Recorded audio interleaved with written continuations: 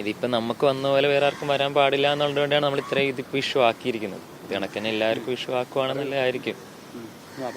ഇത്രയും വലിയ പ്രശ്നമാണല്ലോ. 5 വർഷമായിട്ട് നമ്മുടെ അകത്ത് ഒരാൾ, നമുക്കാണെങ്കിലും നമുക്ക് പേഴ്സണലായിട്ട് നമുക്ക് ആർക്ക് വന്നാൽ പോലും ഇത് ഭയങ്കര പ്രശ്നമാണ്. ഇത്ര നാൾ ഹോൾഡ് ചെയ്തിരുന്ന തന്നെ വലിയ കാര്യം. ഇത്രയും വന്ന് വരുന്നത് പറ്റിയില്ലല്ലോ. അതുകൊണ്ട് അമ്മയ്ക്ക് നല്ല പേടിയുണ്ട്. ഇനി അങ്ങോട്ട് പോയിട്ട് ഇത് ചെയ്യാനുള്ളൊരു പേടി. ഇനി അങ്ങോട്ട് പോകാൻ അമ്മയ്ക്ക് ഭയങ്കര പേടി. അതാണ് നമ്മൾ ഇങ്ങോട്ട് മാറിയതും എല്ലാം. മെയിൻ പ്രശ്നം നമുക്ക് സാമ്പത്തികമായിട്ടുള്ള പ്രശ്നമാണല്ലോ. അതുകൊണ്ടാണല്ലോ നമ്മൾ വണ്ടാനത്തോട്ട് പോകുന്നത്. അല്ലെങ്കിൽ പിന്നെ നമുക്ക് വണ്ടാനത്ത് കൊണ്ടൊരു ആവശ്യമില്ല.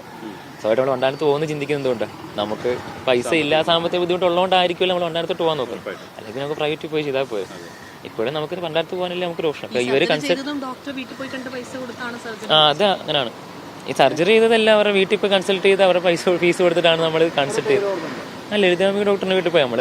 ലളിതാംബിക ആലപ്പുഴയിൽ അവരുടെ വീട്ടിൽ പോയിട്ട് കൺസൾട്ട് ചെയ്തിട്ടാണ് ഇവർ അങ്ങോട്ട് റെഫർ ചെയ്തത്, നമ്മളങ്ങോട്ട് കൊണ്ടുപോയതല്ല.